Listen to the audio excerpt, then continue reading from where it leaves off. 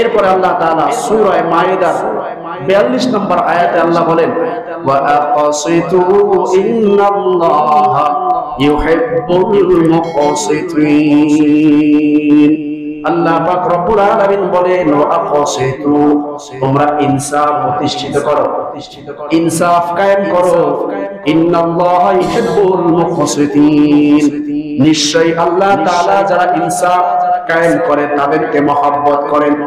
যারা ইনসাফ প্রতিষ্ঠিত করে, সমাজে ন্যায় বিচার করে, আল্লাহ তাআলা তাদেরকে কি করেন? ভালোবাসেন, মহব্বত করেন।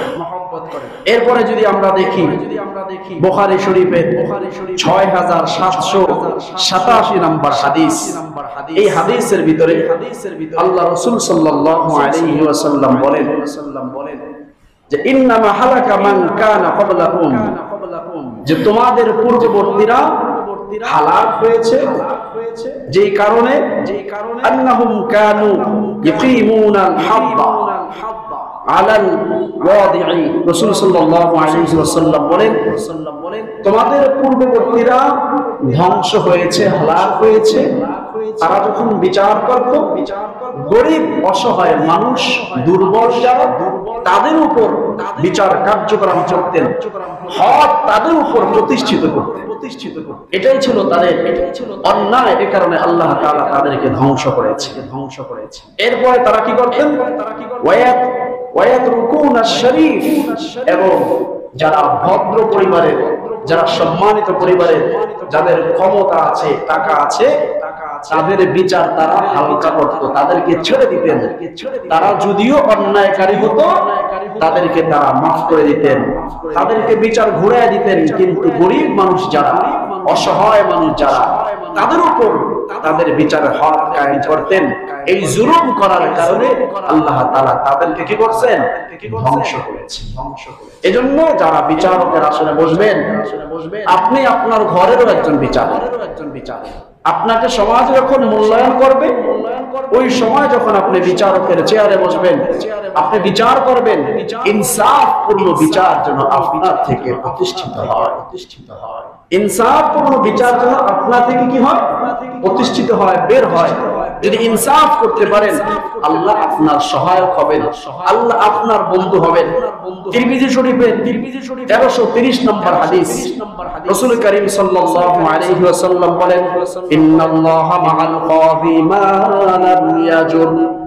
আল্লাহ রাসূল সাল্লাল্লাহু আলাইহি ওয়াসাল্লাম বলেন, যখন কোন বিচারক সঠিক বিচার করবে, জুলুম করবে না, ততক্ষণ পর্যন্ত আল্লাহ তাআলা ওই বিচারককে সাহায্য সহযোগিতা করেন। যখন কোন বিচারক ন্যায়সঙ্গত বিচার করে, সঠিক বিচার তাই করে, সঠিক রায়টা দেয়, আল্লাহ কি বলেন? রাসূল সাল্লাল্লাহু আলাইহি ওয়াসাল্লাম বলেন, আল্লাহ তার সাথে থাকেন, তাকে সাহায্য সহযোগিতা করেন। ফাইদা জারা তাখাল্লা আনহু, আর যখন সে সঠিক রায় থেকে জুলুমে চলে আসে, সঠিক ফয়সালা না দেয়, তখন আল্লাহ রাসূল বলেন, লাজিমাহু শাইতান, শয়তান তার বন্ধু হয়ে যায়। আল্লাহ যখন তার থেকে দূরে সরে যায়, তখন তার আপন হয় কে? শয়তান। শয়তান তাকে জড়ায় নেয়, শয়তানের সাথে তার বন্ধুত্ব হয়ে যায়। যেখানে আল্লাহ ছেড়ে দেয়, সেখানে বন্ধু হয় কে? শয়তান। এজন্য ইনসাফ অত্যন্ত দামি একটা আমল। ইনসাফ আপনার ঘরের ভিতরে করতে হবে, ইনসাফ আপনি সমাজেও কায়েম করতে হবে, ইনসাফ আপনি ব্যক্তি জীবনে, রাষ্ট্র জীবনে, সব জীবনে যদি ইনসাফ কায়েম করতে পারেন, তাহলে আল্লাহ তাআলা আপনার সম্মান বাড়িয়ে দিবেন। ইনসাফ কায়েম করেছেন রাসূল করিম সাল্লাল্লাহু আলাইহি ওয়াসাল্লাম, ইনসাফ প্রতিষ্ঠিত করেছেন সাহাবায়ে কেরাম রাদিয়াল্লাহু তাআলা আনহুমরা। হযরত আলী রাদিয়াল্লাহু তাআলা আনহু রাস্তা দিয়ে যাচ্ছেন, প্রতিমধ্যে একজন ইহুদির সাথে সাক্ষাৎ। আলী রাদিয়াল্লাহু তাআলা আনহু দেখলেন, আলী রাদিয়াল্লাহু তাআলা আনহু একটা বর্ম, যেটা জিহাদের ময়দানে পোশাকের উপরে পরিধানিত হয়, পরিধান করে। আলী রাদিয়াল্লাহু তাআলা আনহু ইহুদির গায়ে ওই বর্মটা দেখে বললেন, ও ইহুদি ভাই, তোমার গায়ে যে বর্মটা, ওটা হলো আমার। তখন রাষ্ট্রের খলিফা, দুজাহানের বাদশা হযরত আলী রাদিয়াল্লাহু তাআলা আনহু রাষ্ট্রনায়ক, রাষ্ট্রের পরিচালক, প্রধানমন্ত্রী হলেন। আলী রাদিয়াল্লাহু তাআলা আনহু তখন রাষ্ট্রের প্রধান। আলীর পোশাক, আলীর বর্ণ যখন একজন ইহুদির গায়ে দেখলেন, এটা নেওয়ার জন্য আমার 2 মিনিটের কাজ। আমি রাষ্ট্রনায়ক, আমার জিনিস তোমার গায়ে দেখছি, আমি যেহেতু দাবি করছি, এটা নেওয়ার আমার কোনো সময় লাগে? বর্তমান বিচার ব্যবস্থায় তাই তো এরকম কি বলে। আলী রাদিয়াল্লাহু তাআলা আনহু ইহুদিকে বললেন, তোমার গায়ে যে বর্ণটা ওটা হলো আমার। ইহুদি বলতেছিল, আলী না না না, এটা আপনার নয়, এটা আমার। আলী রাদিয়াল্লাহু তাআলা আনহু বললেন, ঠিক আছে তাহলে চলো, আদালতের মাধ্যমে বিচার হবে। আদালতে গেলেন, বিচারকের সামনে হযরতে আলী এবং ইহুদি দুইজন দাঁড়ানো। আলী রাদিয়াল্লাহু তাআলা আনহু বিচারকের কাছে বিচার দিলেন। যিনি বিচার করবেন তিনি হযরতে আলীর বসানো একজন বিচারক, কাজী। চিন্তা করেন কথা, শেখ হাসিনা যারে প্রধান বিচারক বানাইছে, শেখ হাসিনার বিচার করার সাহস ওই বিচারকের আছে? চাকরি থাকবে তার? চাকরি তো থাকবেই না, জেল জুলুম হয়ে যাবে। শুধু শেখ হাসিনা না, আমাদের বর্তমান দুনিয়ার নিয়ম নীতি এরকমই, তাই না? আমি যাকে যে পদে বসাইছি, তোমাকে আমি বসাইলাম এই কারণে আমার পক্ষে যত রায় আছে সব হা বলবা, আমি যেটা বলবো সেটাই তোমাকে করতে হবে, এরকমই তো নিয়ম। আলী রাদিয়াল্লাহু তাআলা তখন রাষ্ট্রের প্রধান, যিনাকে তিনি বিচারকের আসনে বসাইছে, তার সামনে দুইজন দাঁড়ানো বিচারকের সামনে। বিচারক বললেন, হযরতে আলী, আপনি যে আপনার এই বর্ণটা দাবি করতেছেন, আপনার সপক্ষে কোন দলিল আছে কিনা, সাক্ষী আছে কিনা? আলী রাদিয়াল্লাহু তাআলা বলতেছে, হ্যাঁ হ্যাঁ হ্যাঁ, আমার পক্ষে সাক্ষী আছে। আমার পক্ষে সাক্ষী হলো আমার সন্তান হযরতে হোসাইন। আলী রাদিয়াল্লাহু তাআলা সন্তানকে ডেকে আনলেন। হোসেন রাদিয়াল্লাহু তাআলা বলতেছেন, ও বিচারক, আমার আব্বা যে বলতেছেন, দাবি করতেছেন এই বর্ণটা তার ইহুদির গায়ে যেটা, হা হা হা, বহু যুদ্ধে আমি এই বর্ণটা জিহাদের ময়দানে পোশাকের উপরে আমি এটা আব্বাকে বহু যুদ্ধে পড়তে দেখেছি, সুতরাং এটা আমার আব্বার। বিচারক বলতেছেন, হযরতে আলী, আপনার সন্তান যে সাক্ষী দিয়েছেন, এই সাক্ষী ছাড়া অন্য কোন সাক্ষী আসেনি বলেন? বলে, না না না, আর কোন সাক্ষী নাই। বিচারক বলে, ও আলী, রাষ্ট্রের প্রধান, বাদশাহ, আপনি বাদশাহ হতে পারেন, তবে আপনার জন্য, সাধারণ মানুষের জন্য যে নিয়ম, আপনার জন্য কিন্তু ওই নিয়ম। একজন সাক্ষীতে আপনার পক্ষে এটা কোনো প্রমাণ হয় না, আর সন্তান তো আপনার, সন্তান তো আপনার পক্ষে সাক্ষী দিবে, এটা স্বাভাবিক ব্যাপার। সুতরাং আপনি যে দাবি করেছেন, দাবির পক্ষে কোনো সাক্ষী প্রতিষ্ঠিত হয় নাই। এজন্য বিচারক ফয়সালা দিয়ে দিলেন, ওই ইহুদি ভাই, তোমার গায়ে, তোমার হাতে যে বর্ণ, এটা তোমার। ফয়সালা দিয়েছে। আলী পায় নাই। এবার বিচারক যখন ফয়সালা দিলেন, আলী রাদিয়াল্লাহু তাআলা চলে যাচ্ছে। এমন সময় মাঝখানে দাঁড়াইয়া ইহুদির চক্ষু দিয়ে পানি পড়তেছে, আর মনে মনে ভাবতেছে, আরে যেই ধর্মের এত সুন্দর, যেই ধর্মের বিচারক প্রধানমন্ত্রীর বিচার করে, আরে এই ধর্মটা নাকি কত সুন্দর। আর দেরি করতে চাই না, ও আলী, এই ধর্মটা আপনার। যেই ধর্মের প্রধান রাষ্ট্রপতির বিচারক করেন, তার নিযুক্ত একজন বিচারকে আমাকে আর দেরি করায় না, এখনই আমাকে কালিমা পড়ায়া মুসলমান বানায়া দেন। সুবহানাল্লাহ। সাথে সাথে মুসলমান হয়ে গেছে। একটা ইনসাফ বিচার দেখা, একটা বিচার দেখা মুসলমানদের ইহুদি ধর্ম ত্যাগ করে মুসলমান হয়ে গেছে। আলী রাদিয়াল্লাহু তাআলা আনহুকে এবার বলতেছেন, আলী ভাই, ইহুদি বলতেছেন এই ধর্মটা আসলেই আপনার। বলে, কিভাবে? আমি রাস্তা দিয়ে যাওয়ার সময় আপনি একদিন আপনি উঠে উঠবেন, সরি উঠবেন, এমন সময় আপনার মুখ থেকে এই বর্মটা পড়ে গেছেন, আমি কিছুক্ষণ পর ওইটা করে এনেছি, এজন্য নেন নেন, আপনার বর্মটা আপনার।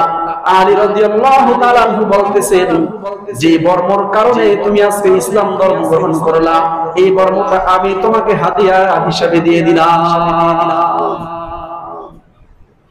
ইনসাফ কেমন কায়েম করছে, কেমন প্রতিষ্ঠিত করছেন? নিজের নিযুক্ত, নিজের দেওয়া কাজী একজন রাষ্ট্রপ্রধানের বিচার করছেন, এবং তার পক্ষে না, শরীয়তের যে হুকুম, যে সাক্ষী সেটা প্রতিষ্ঠিত না হওয়ার কারণে রায় তার বিপক্ষে গেছে, কোনো চোখ রাঙাও দেয় নাই, হ্যাঁ পক্ষে যায় নাই, সাক্ষী নাই, আসলে এটা বাস্তব ছেলে তো সাক্ষী দিবেই, বাবার সাক্ষী দিবেই, মেনে নিছেন। এটাই হলো ইসলাম, এটাই হলো ন্যায়পরায়ণতা, এটাই হলো আদল। এজন্যই তো আল্লাহ বলেন ইন্নাল্লাহ ইয়ামুরুকুম বিল আদলি, যে তোমরা ইনসাফ কায়েম করো, তোমরা ইনসাফ প্রতিষ্ঠিত করো। সুবহানাল্লাহ, সুবহানাল্লাহ। তাহলে ইনসাফ যদি প্রতিষ্ঠিত করেন, এটা যেমন আল্লাহ তাআলা প্রদত্ত আইন ফরজ, বলে ইনসাফ যদি প্রতিষ্ঠিত করি তাহলে আমার লাভ কি, আমার ফায়দা কি, আমাদের লাভ কি জানতে ইচ্ছা হয় না? রাসূল করিম সাল্লাল্লাহু আলাইহি ওয়াসাল্লামের একখানা হাদিস, তিরমিজি শরীফের 1329 নম্বর হাদিস। এই হাদিসের ভিতরে রাসূলুল্লাহ সাল্লাল্লাহু আলাইহি ওয়াসাল্লাম বলেন, ইন্না আহাব্বান নাসি ইলাল্লাহি ইয়াওমাল কিয়ামাহ, কিয়ামতের ময়দানে আল্লাহ তাআলা মানুষের ভিতরে সবচেয়ে বেশি মহব্বত করবেন ওই ব্যক্তিকে, ওয়া আদনাহুম মিনহু মাজলিসা, এবং আল্লাহ তাআলার কাছাকাছি থাকবেন, আল্লাহ মহব্বত করবেন এবং আল্লাহর কাছে বসাইতে দিবেন। আল্লাহ রাসূল সাল্লাল্লাহু আলাইহি ওয়াসাল্লাম বলেন ওই ব্যক্তি হলেন কি? ইমামুন আদিল। আল্লাহ রাসূল সাল্লাল্লাহু আলাইহি ওয়াসাল্লাম বলেন ইমামুন আদিলুন, ন্যায় প্রতিষ্ঠিতকারী বাদশা, ইনসাফ প্রতিষ্ঠিতকারী একজন বিচারক কিয়ামতের ময়দানে আল্লাহ রাসূলের সবচেয়ে কাছে এবং মহব্বতের হবেন। সুবহানাল্লাহ। ওয়া আবগাদান নাস ইলাল্লাহি ওয়া আবআদাহুম মিনহু মাজলিসান ইমামুন জাইরুন। এর বিপরীত রাসূল বলেন যারা দুনিয়ার জমিনে জুলুম করবে, সঠিক ফয়সালা করবে না, আল্লাহ রাসূল সাল্লাল্লাহু আলাইহি ওয়াসাল্লাম বলেন কিয়ামতের ময়দানে তারা আল্লাহ থেকে অনেক অনেক দূরে থাকবে, অর্থাৎ তারা অপরাধী হিসাবে সাব্যস্ত হবে। তাহলে যদি ইনসাফ করতে পারি, আল্লাহর মহব্বতের বন্ধু হব, মহব্বতের বান্দা হব, এবং আল্লাহ তাআলা আমাদেরকে তার কাছে বসাবেন। বলে হুজুর এটা তো বললেন যারা সমাজে বিচারক তাদের ব্যাপারে, আপনিও আপনার ঘরের বিচারক, আপনি আপনার পরিবারের বিচারক, সন্তানের ভিতরে আপনি সঠিকভাবে বিচার করতে হবে, ইনসাফ প্রতিষ্ঠিত করতে হবে। আপনার ভাইয়ের ভিতরে আপনার ইনসাফপূর্ণ বিচার করতে হবে। জায়গা জমি নিয়ে দ্বন্দ্ব থাকে, ঘর বাড়ি নিয়ে দ্বন্দ্ব থাকে, সব বেইনসাফি ঢুকে গেছে ভিতরে। এটা শুধু বিচারকদের জন্য না, অর্থাৎ আপনিও আপনার ঘরের বিচারক, ইনসাফ করতে হবে সেখানে। যারা আপনার অধীনস্থ, যারা আপনার কমন মানে, সেখানে আপনার ইনসাফপূর্ণ বিচার করা, এটা আপনার ঈমানি মুসলমানের দায়িত্ব। সুবহানাল্লাহ। তাহলে এই হাদিস দ্বারা কি বুঝলাম? ইনসাফ যদি প্রতিষ্ঠিত করতে পারেন আল্লাহ তাআলার খুব কাছে থাকবেন, কিয়ামতের ময়দানে আল্লাহ মহব্বতের বান্দা হবেন। এরপরে দেখেন বুখারী শরীফের 660 নম্বর হাদিস। এই হাদিসের ভিতরে দেখেন রাসূল সাল্লাল্লাহু আলাইহি ওয়াসাল্লাম কি বলেন? সাবাআতু ইউযিল্লুহুল্লাহু ফি যিল্লিহি ইয়াওমা লা যিল্লা ইল্লা যিল্লাহু, আল ইমামুল আদিল। আল্লাহ রাসূল সাল্লাল্লাহু আলাইহি ওয়াসাল্লাম বলেন কিয়ামতের ময়দানে কঠিন অবস্থা, যে সময় প্রত্যেকটা মানুষের এক হাত কিংবা আধা হাত, এক বিঘা কিংবা অর্ধ হাত উপরে সূর্য থাকবে। এই যে সূর্যটা দেখেন, এটা আমাদের এই জমিন থেকে কত মাইল দূরত্বে কেউ বলতে পারবেন? 13 কোটি 9 লক্ষ মাইল দূরে। কত কোটি? হিসাব মিলে দেখবেন 13 কোটি 9 লক্ষ মাইল দূরত্ব হলো এই জমিন থেকে সূর্য। এই যে সূর্যটা দেখতেছেন, এটা এই জমিন থেকে 13 কোটি 9 লক্ষ মাইল দূরত্ব। এতেই এর তাপ আমরা সহ্য করতে পারি না, এসির প্রয়োজন হয়। গরমে মানুষ কালো হয়ে যায়। আমি একদিন ছাদে উঠছিলাম, বারান্দায় টিন এত পরিমাণ গরম হয়েছে আমি পা ছোঁয়াইতে পারি না। তো ভাবলাম 1 মিনিট দাঁড়ালে পা গলে যাইতো। কিয়ামতের ময়দানে যেখানে জমিন থাকবে তামা, আর গরম বালুর ভিতরে দাঁড়ানো যায় না, আর ওই জমিনটা থাকবে কিসের? তামার। কঠিন অবস্থা, আগুন বের হবে। আর ওই 13 কোটি 9 লক্ষ মাইল দূরত্বের সূর্যটা আপনার মাথার উপরে থাকবে। ওই সময় কঠিন অবস্থা, কিছু মানুষ ঘামের ভিতরে সাঁতার কাটতে থাকবে, কিছু মানুষের ঘাম তার কোমর পর্যন্ত, কারো গলা পর্যন্ত, কেউ হাবুডাবু খাবে, ডুবে যাবে, এমন অবস্থা, ভয়াবহ অবস্থা। ইয়াওমান কানা মিকদারুহু 50 আলফা সানা। আল্লাহ কিয়ামতের ময়দানে কোরআনের ভিতরে বলেন 50,000 বছর পর্যন্ত মানুষ এই অবস্থার ভিতরে থাকবে। ইয়াওমান কানা মিকদারুহু 50 আলফা সানা, 50,000 বছর। কে বলছেন এটা? আল্লাহ বলতেছেন 50,000 বছর পর্যন্ত কিয়ামতের ময়দানে মানুষ দাঁড়িয়ে থাকবে, বিচারের অপেক্ষায় থাকবে 50,000 বছর। আর আমার আপনার হায়াত 50-60 বছর, আর সেখানে 50,000 বছর আল্লাহ বিচার এখনো শুরু করেন নাই। কিয়ামতের অবস্থা দাঁড়িয়ে থাকতে হবে প্রত্যেকটা মানুষ। রাসূল সাল্লাল্লাহু আলাইহি ওয়াসাল্লাম বলেন, তবে সুসংবাদ হলো ওই 50,000 বছর পর্যন্ত যখন সূর্য উপরে থাকবে, ওই সময় 7 শ্রেণীর মানুষের জন্য সুসংবাদ, যাদেরকে আল্লাহ তাআলা মাথার উপর জান্নাতি ছায়া দিবে, তাদের কষ্ট হবে না। আরশে আজিমের নিচে তাদের কি দিবেন? ছায়া দিবেন। তার ভিতরে 1 নাম্বার যিনি থাকবেন, ইমামুল আদিল।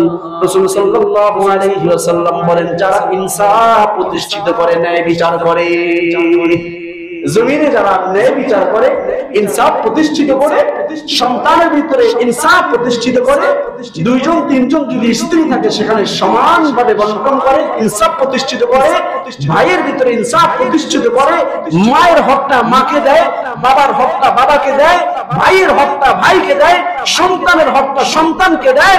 আল্লাহ রাসূল বলেন, কিয়ামতের ময়দানে ওই ব্যক্তিকেও আরশে আজিমের নিচে আল্লাহ ছায়ার ব্যবস্থা করবেন। সমাজে এই বিষয়টা খুব বেশি ভাইরাস হয়েছে। সম্পদ নিয়ে যত মারামারি কাটাকাটি, এই সম্পদ আপনি ভোগ করতে পারবেন না, এই সম্পদ আপনার, এই সম্পদের নিচেই আপনাকে আপনার সন্তানরা পুঁতে ফেলবে। 3.5 হাত মাটির নিচে শুয়ে থাকবেন। আরে ঝড় তুফান বৃষ্টি হয়, থাকার জন্য সুন্দর একটা বাড়ি বানাইতেছেন, আবার গরমকালে ফ্যান লাগাইতে হয়, এসি লাগাইতে হয়, শীতকালে কম্বলের ব্যবস্থা করতে হয়। কিন্তু এমন একটা জায়গায় যাবেন, একটু চোখ বন্ধ করে চিন্তা করেন, এমন একটা জায়গায় যাবেন যেখানে কোনো বাতির ব্যবস্থা নাই, যেখানে কোনো কম্বলের ব্যবস্থা নেই, যেখানে কোনো ফ্যানের ব্যবস্থা নেই, যেখানে কোনো বিল্ডিং অট্টালিকার ব্যবস্থা নাই। 3.5 হাত মাটির নিচেই আপনাকে শুয়ে থাকতে হবে। সুতরাং সাবধান হন, সাবধান হন। মরার আগে একটু মরার ভান ধরে চিন্তা ভাবনা করে দেখেন, এই সন্তানের জন্য আপনি পাগল, আপনার জীবন যৌবন সব শেষ করে দিয়েছে। এই সন্তান আপনি ঘর থেকে বের হইতে দেরি, আপনার ব্যাংক ব্যালেন্স খোঁজাখুঁজি করতে দেরি করবে না, আপনার সম্পত্তি খোঁজাখুঁজি করতে দেরি করবে না। কোথায় যদি কোনো মামলা মোকদ্দমায় আটকে থাকেন, আপনার নামে বদদোয়া দিবে যে এই জায়গাটায় কেন সমাধান করে গেল। ঠিক কিনা বলে?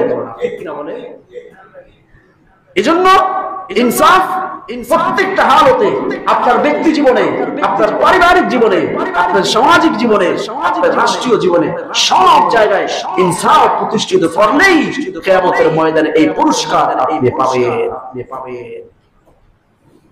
মুসলিম শরীফের 1827 নম্বর হাদিস।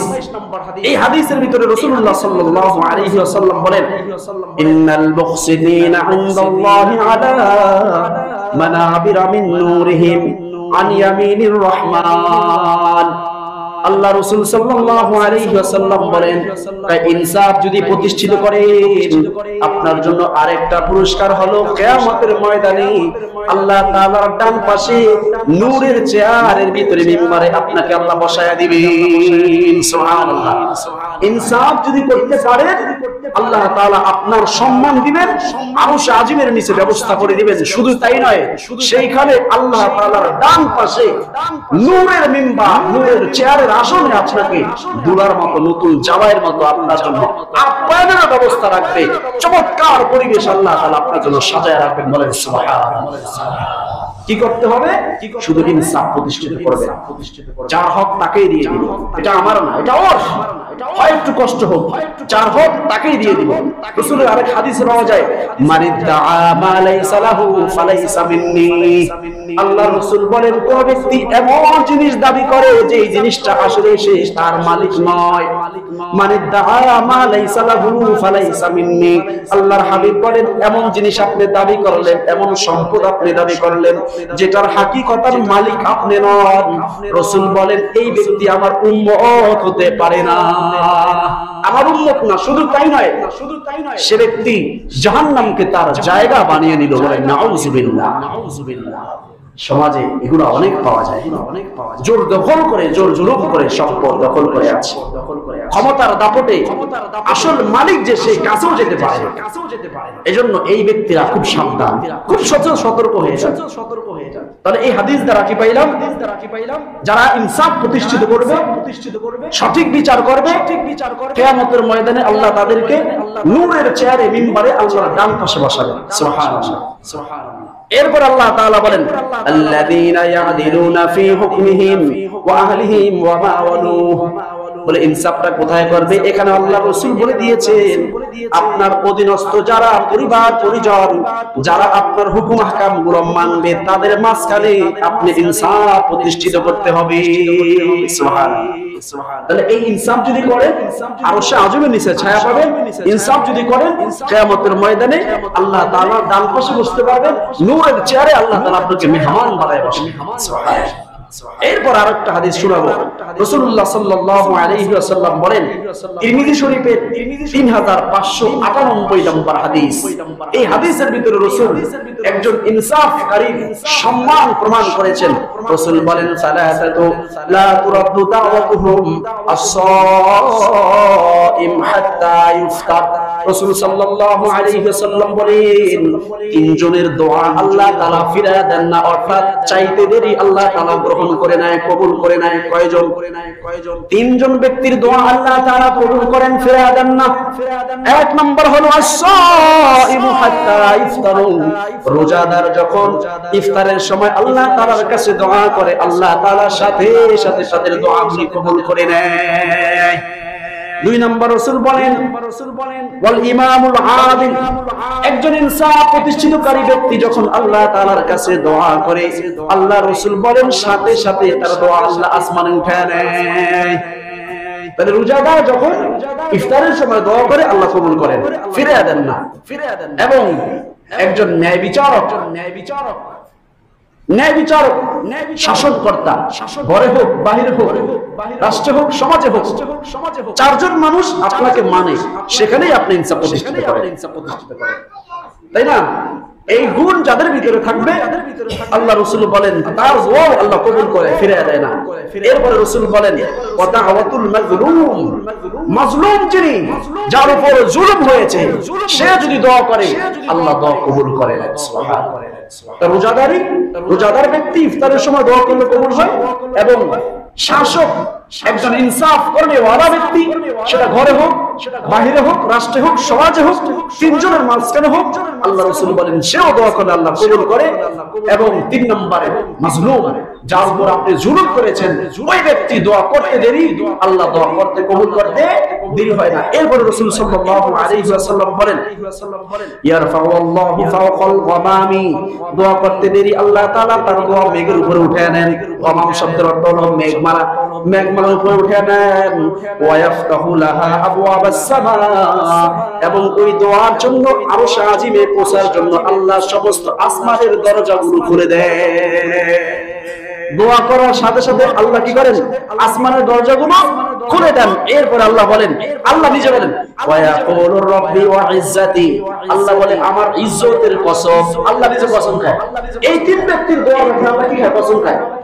আল্লাহ নিজে নিজের ইজ্জতের কসম খায় বলে লা উনসারাকান্না লা উনসারান্নাকা, নিশ্চয়ই আমি তোমাকে সাহায্য করবই করব। আল্লাহ যখন নিজের ইজ্জতের কসম খায় বলে, এটার ভিতরে কোনো কি নাই? সন্দেহ নাই। আল্লাহ বলেন লা উনসারান্নাকা, নিশ্চয়ই আমি তোমাকে সাহায্য করব, তবে ওয়ালাউ বা'দা হিন, একটু দেরিও হতে পারে, একটু সময় পরেও হতে পারে, তবে গ্যারান্টেড এটা আমি একদিন না একদিন বাস্তবায়ন করবই, যদি তোমার সেই দোয়াটা ন্যায়সঙ্গত হয়। বুঝে আসছে তো? তাহলে এই তিন ব্যক্তির দোয়া আল্লাহ কি করেন? সাথে সাথে কবুল করে নেন। এজন্য আসেন, সমাজের ভিতরে ইনসাফ যদি প্রতিষ্ঠিত করতে পারেন, সমাজে শান্তি আসবে, সমাজের মানুষের ভিতরে মিল মহব্বত পয়দা হবে, সমাজের ভিতরে একতা হবে। দেখবেন দলবদ্ধ হয়ে থাকতে পারবেন, কাজ করতে পারবেন, হিংসা থাকবে না, বিদ্বেষ থাকবে না। আসুন আমরা সকলেই ইনসাফ প্রতিষ্ঠিত করি। আল্লাহ তাআলা আমাদের সকলকে কোরআন হাদিস যেভাবে বলেছেন, রাসূল যেভাবে বলেছেন, ওইভাবে ইনসাফ কায়েম করা তৌফিক দান করুক, এবং প্রত্যেকের হক গুলো যেন যার যার হক তাকে পৌঁছে দিতে পারি। আল্লাহ আমাদের সকলকে কবুল করুক। আমিন। ওয়া আখিরু দাওয়ানা আলহামদুলিল্লাহি রাব্বিল আলামিন।